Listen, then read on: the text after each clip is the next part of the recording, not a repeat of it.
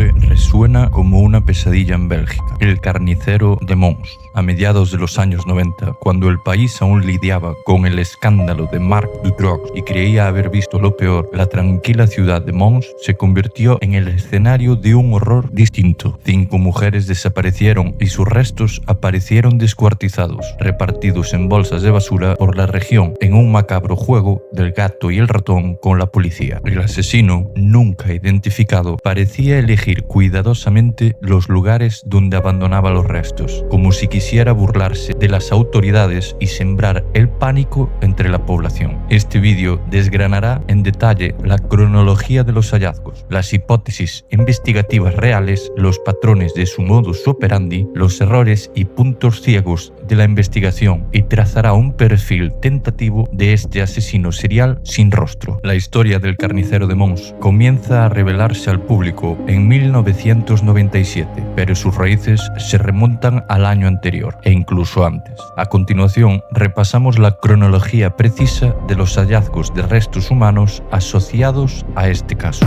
Enero de 1996. Carmelina Russo, de 42 años, desaparece el día 4 tras ser vista por última vez en su casa en Mons. Semanas después, el 21 de enero, se descubre una pelvis humana en el río Escalda, en el departamento francés de Nord, frontera con Bélgica. Años más tarde, se confirmaría que aquel fragmento pertenecía a Carmelina. En ese momento, sin embargo, fue un hallazgo aislado y su conexión con un asesino serial no era evidente.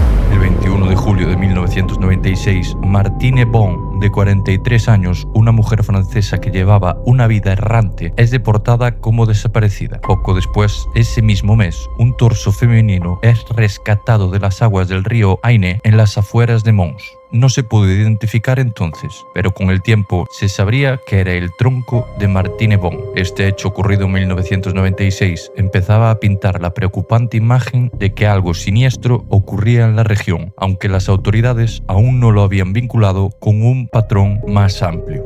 22 de diciembre de 1996. Jacqueline Leclerc, de 33 años, madre de 4 hijos, desaparece tras haber sido vista por su familia en Mons la noche del 22. Su ausencia se prolonga sin respuestas durante semanas, hasta que ocurren los hallazgos que destapan el caso. El 22 de marzo de 1997, un agente de policía montado, Oliver Mott, realiza un descubrimiento macabro en Cuesmes, un poblado continuo a Mons. Bajo un tramo poco transitado de la Rue Emile Van der Belle, cerca de un terraplén ferroviario, el policía encuentra 9 bolsas de basura abandonadas. Al examinarlas, se revela su horrendo contenido: brazos y piernas humanas pertenecientes al menos a 3 mujeres diferentes. Estas bolsas estaban cuidadosamente repartidas a lo largo de la orilla del río Trull, un nombre irónicamente significativo, pues Trull en francés significa miedo. La conmoción no había hecho más que empezar. El 24 de enero de 1997, apenas 2 días después, otro hallazgo profundiza el misterio. A escasas distancias de la estación de tren de Mons, cerca del Chemin l'Inquiétude, camino de la inquietud en español, aparece una 10ª bolsa con el tronco o torso de una mujer. El lugar tampoco parece elegido al azar. La bolsa se encontró prácticamente en la parte posterior de la estación de Mons, próxima al río del odio, el río Aine, cuyo nombre significa odio. En menos de una semana, Mons había pasado de la calma a ser escenario de un terrible rompecabezas forense. El 12 de abril de 1997, cuando la tensión ya era máxima, un nuevo descubrimiento siembra el pánico definitivamente en Bélgica. En la localidad de Abré, a pocos kilómetros de Mons, una transeúnte encuentra 2 bolsas de supermercado de la cadena Delhaize, abandonadas en las cercanías de la Rue du Dépôt,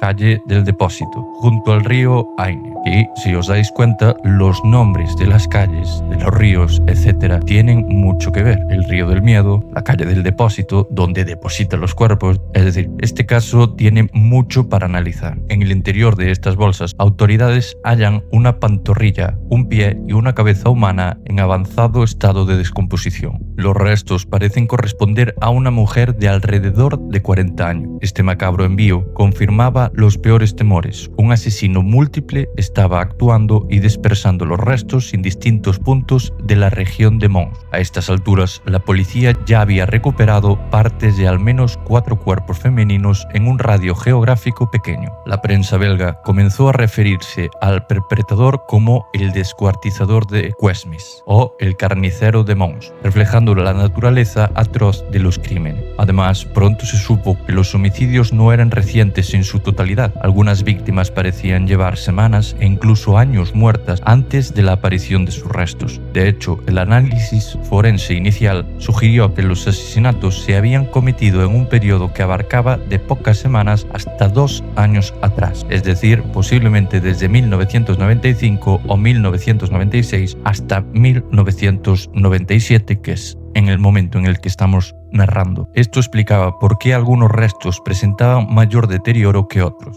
y vinculaba aquellas desapariciones de 1996 con la serie de hallazgos en 1997. Posteriormente, en el verano de 1997, Begoña Valencia, de 37 años, vecina del municipio de Frameries, próximo a Mons, desaparece sin dejar rastro durante el verano. Pasarán meses antes de que se confirme su destino, pero se sospecha que pudo ser otra víctima del mismo asesinato. Nos vamos a abril de 1998 y en la primavera las autoridades finalmente logran identificar unos restos óseos hallados en el huerto entre las localidades de Bentlen y Ion, ambas en la periferia de Mons. Se trataba del cráneo y otros huesos de Begoña Valencia, la mujer desaparecida el año anterior. Con Begoña, el reencuentro de víctimas conocidas ascendió a 5 mujeres. Tras este último hallazgo, el patrón macabro pareció cesar. No volvieron a encontrarse bolsas nuevas vinculadas al caso después de 1998. En resumen,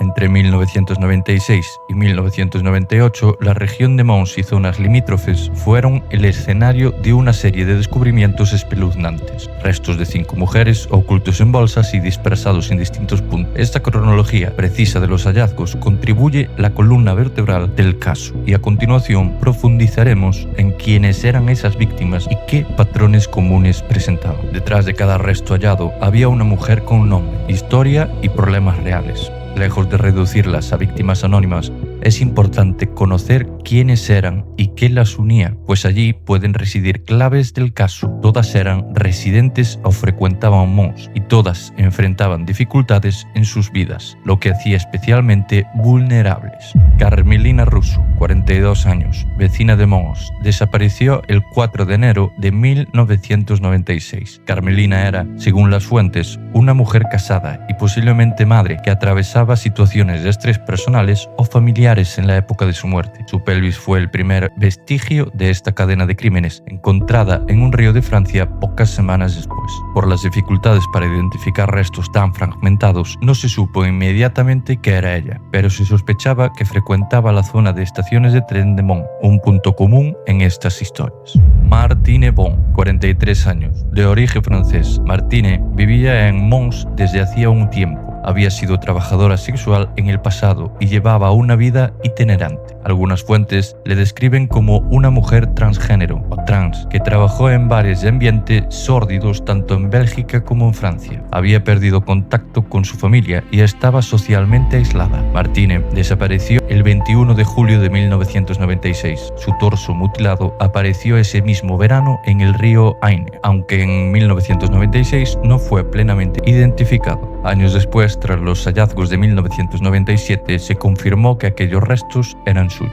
Los investigadores descubrieron además un detalle especialmente escalofriante. El asesino le había extirpado los senos a Martine después de asesinarla. Dado que Martine era una mujer trans, se conjeturó que el homicida, al descubrir su identidad de género, actuó con violencia adicional sobre su cuerpo. Este hecho sugirió que la policía que el crimen podría tener un comportamiento sexual o de odio. El agresor había querido borrar la feminidad de Martine, reforzando la hipótesis de un móvil retorcido de carácter sexual. Jacqueline Leclerc, residente de Mons. Era madre de 4 niños pequeños. Al momento de su desaparición, cercana a Navidad de 1996, Jacqueline atravesaba serias dificultades familiares. Se había separado de su esposo, había perdido la custodia de sus hijos y luchaba por recuperarla trabajando en lo que podía. Para ganarse la vida, hacía labores de limpieza en oficinas y domicilios, ahorrando con la esperanza de reunir a su familia nuevamente.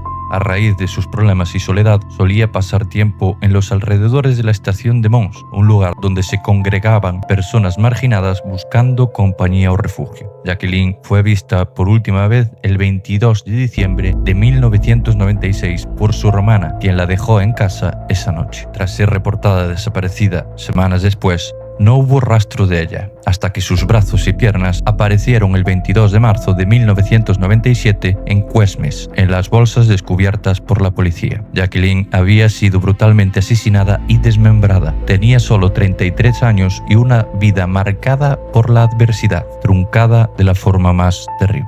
Natalie Godard, 21 años, la más joven de las víctimas conocidas. Natalie vivía en un pequeño estudio, una vivienda tipo bedsit, en el centro de Mons, y también tenía un hijo pequeño, aunque debido a sus propias dificultades socioeconómicas, el niño había sido puesto bajo custodia de los servicios sociales. Natalie era conocida por deambular por bares del centro de Mons, lugares como el Intercity, el Metropole o el Café de la Gare, donde intentaba sobrellevar su situación entre copas. Algunos conocidos le describieron como una joven promiscua, pero dejaron claro que no ejercía la prostitución. Una distinción importante para entender que el asesino no se enfocaba exclusivamente en prostitutas, sino en mujeres vulnerables en un sentido más amplio. Natalie desapareció en algún momento de marzo de 1997.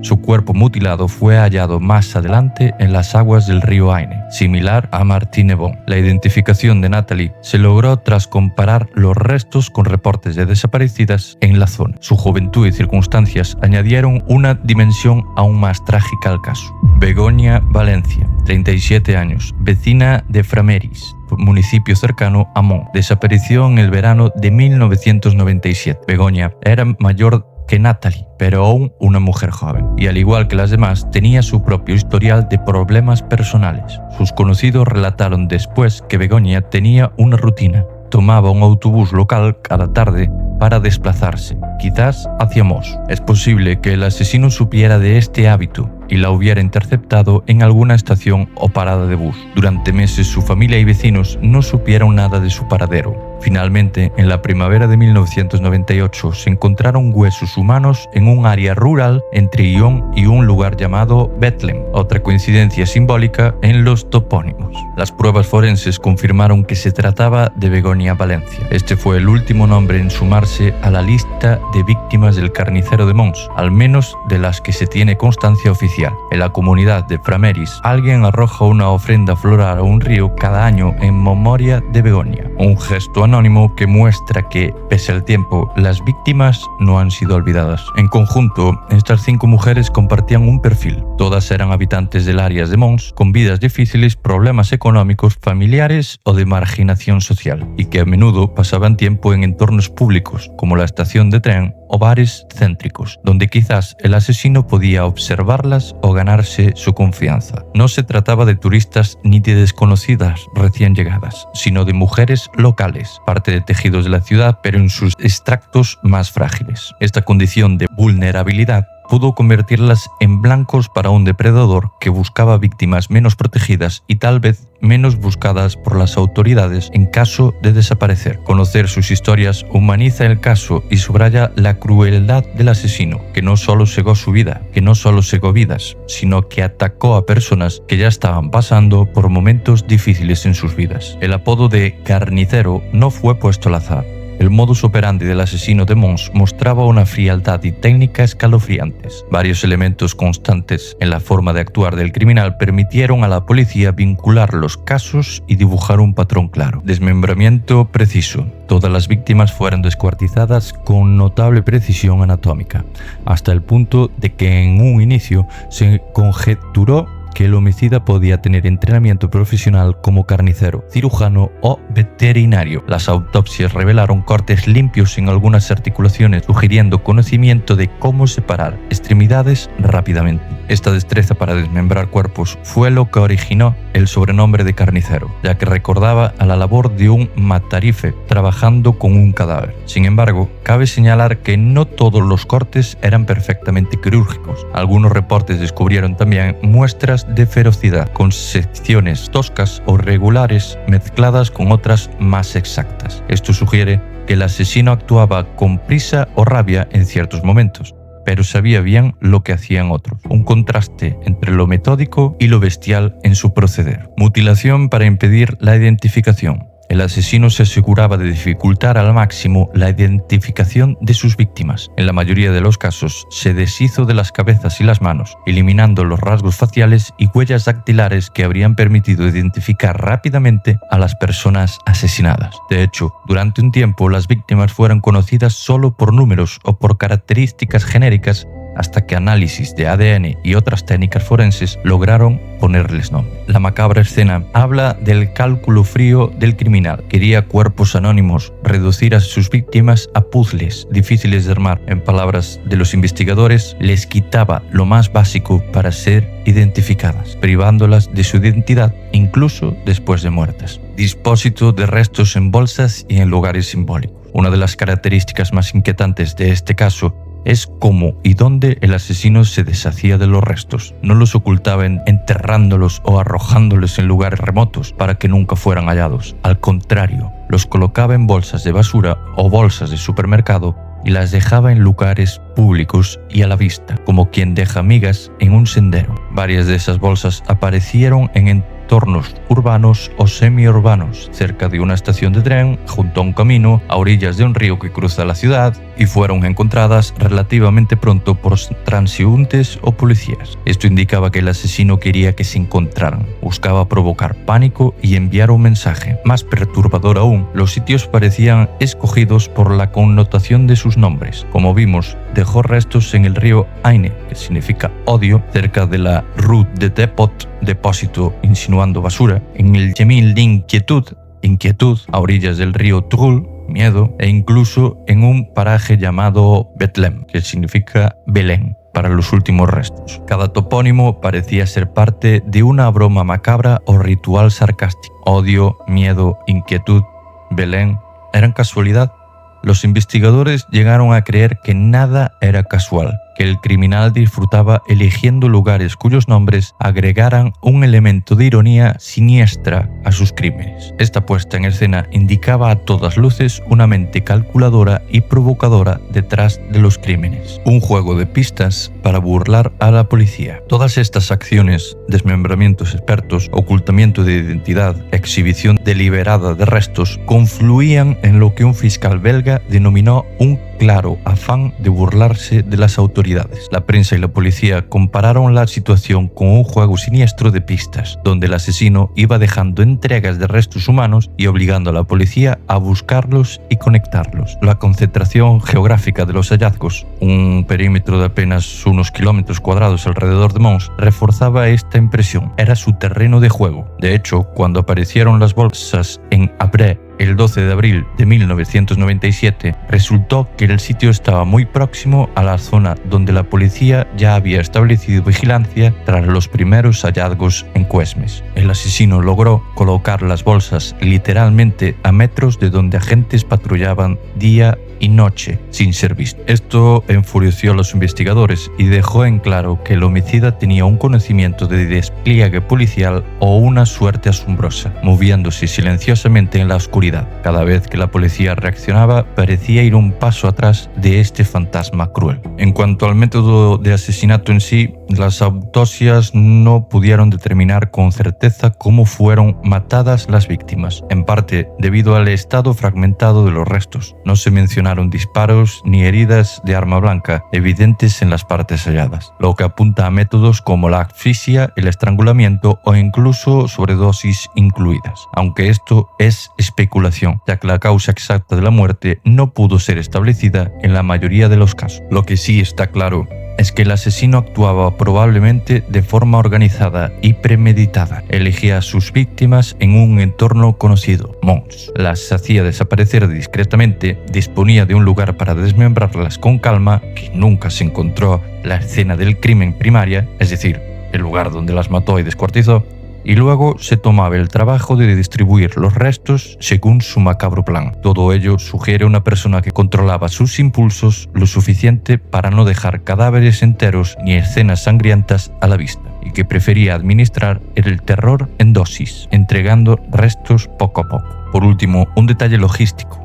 Varias bolsas empleadas eran de la cadena de supermercados de Laice, y al menos 5 de las bolsas halladas en marzo de 1997 eran bolsas provenientes de Noctje-Heist, un municipio costero a más de 100 kilómetros de Mons. Esto intrigó a los investigadores. ¿Significaba que el asesino había trasladado los restos desde lejos? ¿O acaso que obtuviera bolsas de distintos lugares para despistar? Nunca se aclaró, pero refleja cómo incluso en objetos tan mundanos como una bolsa de plástico, el responsable tenía cuidado de no dar pistas fáciles sobre sí mismo. En síntesis, el carnicero de Mons mostró un modus operandi metódico, simbolista y desafiante. Mataba, el cómo sigue siendo un misterio, desmembraba con meticulosidad, eliminaba huellas de identidad, empaquetaba los restos y los colocaba en escenarios cuidadosamente escogidos para garantizar su hallazgo y la conmoción pública. Pocas veces un asesino serial ha exhibido tal combinación de sangre fría, técnica y necesidad de teatralidad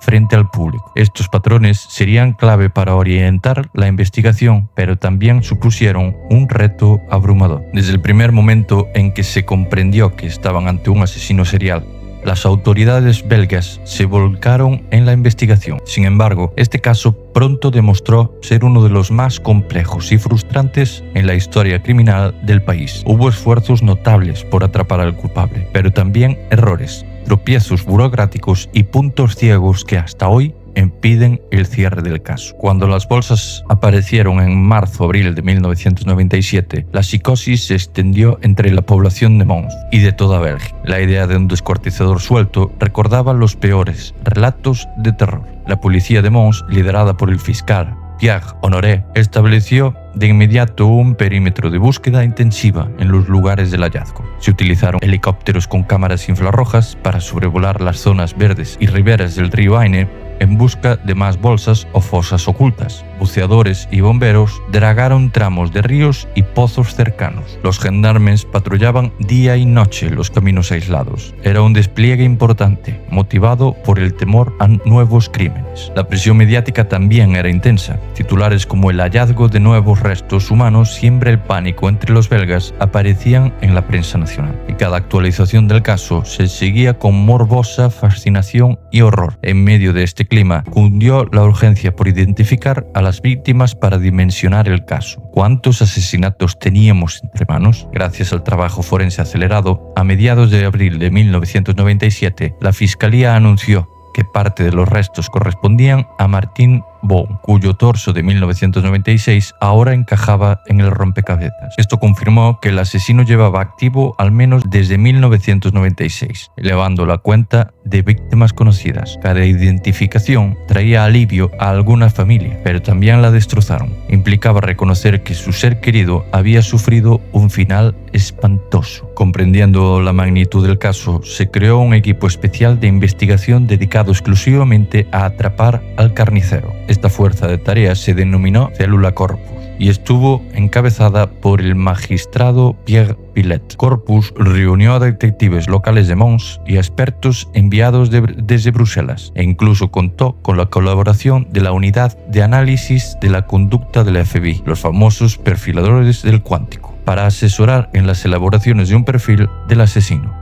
Bélgica, un país pequeño, no tenía amplia experiencia con asesinos en serie, por lo que buscaron las mejores mentes disponibles. Los perfiladores del FBI aportaron perspectivas valiosas. Por ejemplo, al revisar las fechas de desaparición de las víctimas, notaron que la mayoría de los crímenes parecían ocurrir en fines de semana, lo que les llevó a sugerir que el asesino probablemente tenía un empleo regular de lunes a viernes y cometía sus actos en sus días libres. Esta hipótesis apuntaba a un individuo funcional, capaz de llevar una doble vida. trabajador entre semana, asesino en serie en fin de semana. Asimismo, psicólogos criminales belgas realizaron un estudio psiquiátrico del caso. Concluyeron que el autor mostraba rasgos de personalidad meticulosa y obsesiva. Lo llamaron un maníaco del orden, en cierto sentido debido a cómo empaquetaba cuidadosamente los restos. Sin embargo, también notaron indicios de impulsividad violenta, los tajos irregulares y la extrema ferocidad contra algunos cuerpos. Era un perfil ambiguo, un asesino organizado, pero no exento de rabia descontrolada. Estas evoluciones serían importantes para orientar la búsqueda. Se buscaba a alguien que combinara ambas facetas, quizás alguien que llevaba una vida en apariencia normal, pero con un profundo trastorno interno. Un punto ciego inicial de la investigación fue mirar en la dirección equivocada, influenciados por el contexto. En 1996, Bélgica había destapado el caso de Marc Dutroux, un pedófilo asesino cuyos crímenes conmocionaron al país. Dado que Dutroux operaba en la misma provincia que de Hainaut, Mons, no pasó mucho tiempo antes de que alguien sugiriera que tal vez Dutroux fuera el carnicero de Mons. Por geografía y temporalidad, la teoría tentó a algunos. Dutroux estaba preso desde 1996. Podía haber dejado cadáveres desmembrados antes de su arresto. Sin embargo, esta hipótesis se descartó rápidamente cuando se analizó con detenimiento. La diferencia entre ambos casos eran abismales. Dutroux secuestraba y abusaba de niñas preadolescentes, no de mujeres adultas. Y sus métodos no incluían desmembramiento ni exhibición pública de cuerpo. Quedó claro que alguien más estaba detrás de los crímenes de Mons. Aún así, el tiempo inicial perdido considerando a Dutroux pudo distraer recursos en los primeros compases críticos. Otra línea de investigación temprana se centró en el entorno local de Mons. La policía barajó la posibilidad de que el asesino fuera un residente de la zona marginado que merodeaba por la estación de tren, donde se veía a las víctimas con frecuencia. Hubo sospechosos locales en el punto de mira. Por ejemplo, trascendió que investigaban a un hombre de 33 años apodado Leopold, conocido en barrios bajos de Mons y con antecedentes por violencia e incluso apodado el gitano por algunos lugareños debido a su estilo de vida errante. Este individuo encajaba por edad y porque solía rondar la estación central de Mons haciendo cosas malas, según testigos. Sin embargo, pese al escrutinio inicial, no emergieron pruebas contundentes contra él u otros sospechosos similares, y la fiscalía no pudo presentar cargos. La falta de evidencia forense, ADN o huellas que atara a ningún sospechoso con los restos fue un obstáculo enorme. El criminal había sido extremadamente cuidadoso en no dejar rastros suyos en las bolsas. Así, estos primeros sospechosos estrella locales terminaron siendo descartados, representando quizás otro callejón sin salida que consumía tiempo. Conforme avanzaban los meses sin una detención, el caso comenzó a enfriarse y a enfrentar dificultades estructurales. Un problema fundamental fue que, tras el impacto inicial, el caso se consideró local y no de alcance nacional, lo que afectó a asignación de recursos. Aunque la célula Corpus trabajó con ahínco, pasado un tiempo las autoridades superiores redujeron el equipo y el presupuesto. Para 2007, solo 4 investigadores permanecían asignados al caso a tiempo completo. Esta drástica disminución refleja una triste realidad de los cold case. A medida que las pistas se enfrían, la prioridad oficial decae. Los familiares de las víctimas criticaron duramente esta situación. Georgette, la hermana de Jacqueline Leclerc, nunca dejó de presionar a la justicia para que no abandonaran la búsqueda de la verdad. En 2013, cuando el juez de instrucción Pilet, que llevó la investigación desde el inicio, se jubiló, ni siquiera avisaron a las familias del relevo. Georgette tuvo que enterarse por sus propios medios de que un nuevo juez, Lawrence Schetter, tomaría el caso y exigió reunirse con él. Estas fallas de comunicación y la falta de sensibilidad con las familias constituyeron otro punto ciego de investigación. El distanciamiento con quienes más sufrieron impedía aprovechar información o mantener vivo el impulso investigador. Otro aspecto que dificultó la resolución fue la naturaleza fragmentada y transfronteriza de los crímenes. Al haberse encontrado restos en Bélgica y en Francia, hubo que coordinar esfuerzos entre policías de ambos países. En 1996, cuando apareció la pelvis de Carmelina en territorio francés, es posible que inicialmente no se conectara con ninguna desaparición en Bélgica. Esa descoordinación inicial es la que cada hallazgo se trataba de forma aislada. Probablemente dio tiempo al asesino para continuar su actividad sin levantar sospechas. No fue sino hasta la avalancha de descubrimientos de 1997 que todo cobró sentido como un solo caso. Para entonces, el asesino, si es que seguía en Mons, ya estaba al tanto de la atención que había suscitado y pudo haber cesado sus crímenes o cambiado de zona para evadir la captura. Los investigadores también exploraron teorías más inusuales, cuando las vías convencionales no rendían frutos. Hubo quien sugirió algún tipo de motivación religiosa o ritual detrás de la elección de lugares, Betlén asociado a Belén. En un reportaje televisivo emitido el 3 de julio de 1997, se mencionó que la policía considerara una posible conexión ocultista en los crímenes. Sin embargo, esta hipótesis nunca pasó de ser una especulación mediática. No se hallaron símbolos, notas ni indicios claros de rituales en los restos. De hecho, en ese mismo programa las autoridades desmintieron la noción de que el asesino fuera un cirujano metódico. Enfatizaron que había signos de brutalidad desordenada en los cuerpos. Esto supuso un cambio de perspectiva. Tal vez habían estado buscando a un profesional de la salud o carnicero con exceso rigor, cuando el perpetrador podía ser alguien sin tanta formación pero con una psicopatía violenta. Esta rectificación a mitad de camino refleja cómo la investigación tuvo que recalibrarse varias veces. Un pequeño rayo de esperanza surgió con un testigo ocasional. Una vecina de Abré reportó que su esposo vio una furgoneta detenida en las inmediaciones del lugar, donde luego se encontró la cabeza y la pantorrilla apenas 2 días antes del hallazgo. Según su testimonio, el vehículo se comportaba de manera sospechosa, como si el conductor estuviera examinando la zona. Esta pista llevó a la policía a buscar vehículos de ese tipo registrados en la región y posibles conexiones con sospechosos. Lamentablemente, no trascendió ninguna identificación concreta a partir de ese dato. Quizás la descripción fue insuficiente, una furgoneta blanca genérica, o tal vez el asesino usó un vehículo robado o prestado. Al final, la pista de la furgoneta se enfrió y no logró acercar a los investigadores al responsable, convirtiéndose en otro cabo suelto más en el expediente. A medida que los años pasaban, la investigación se fue archivando como caso frío. Sin embargo, no fue cerrada. Periódicamente, los medios belgas han recordado que la célula Corpus, por reducida que esté, sigue oficialmente activa y el caso sigue abierto, aunque sea solo en papel.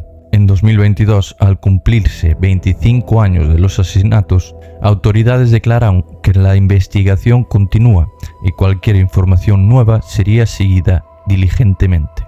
Para muchos ciudadanos y periodistas resulta insoportable que el carnicero de Mons siga sin nombre. Tanto con el paso del tiempo han surgido nuevas hipótesis sobre la identidad del asesino, algunas frutos de la investigación policial y otras planeadas por detectives aficionados o por similitudes con otros criminales internacionales. Las exploraremos a continuación. Hasta aquí lo probado. 5 mujeres, un mapa que se repite, bolsas que aparecen en donde deben ser encontradas y una investigación que llegó tarde a demasiadas citas. Pero cuando colocas cada pin en el orden exacto, surgen 3 caminos que llevan a nombres y apellidos. Y a una pregunta incómoda: ¿por qué nadie está preso? En la parte 2 vamos a recorrer esas hipótesis y sospechosos que encaja, que cojea y a cerrar un perfil final del depredador de Mons. Si quieres estar en esta mesa, suscríbete, deja tu teoría y nos vemos en unos días. True crime.